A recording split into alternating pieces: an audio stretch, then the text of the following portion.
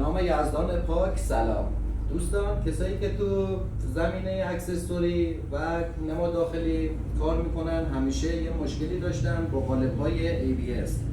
قالب‌های ABS واسه در آوردنشون یا باید از سشوار، گرمای زیاد، شعله مستقیم استفاده کنید که باعث آسیب زدن به خود قالب میشه و قالب‌ها زود از بین میرن، یا اینی که با فشار دادن بیش از حد مثل این قالباتون یا جسمتون شکسته میشه یا قالباتون به این حالت از بین میره.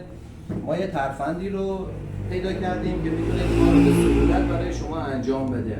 میریم با هم این ترفند رو انجام بدیم.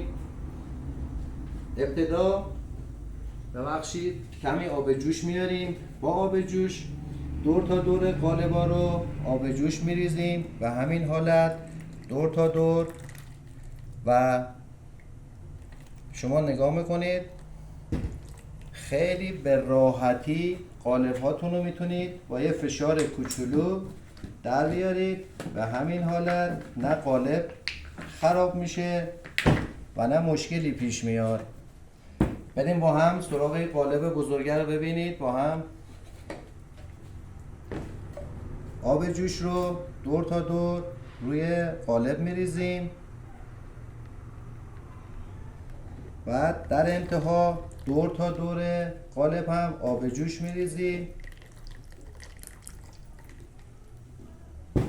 و با کمی به راحتی با یک کمی فشار قالب میاد بیرون و آسیبی به قالب وارد نمیشه. اگه دوست داشتید ترفندهای ما رو لایک کامنت یادتون نره و همین راحتی جسم ما از قالب میاد بیرون و به قالبمون آسیب نمیرسه. قاسمی هستم از ملایر. بدرود یا علی.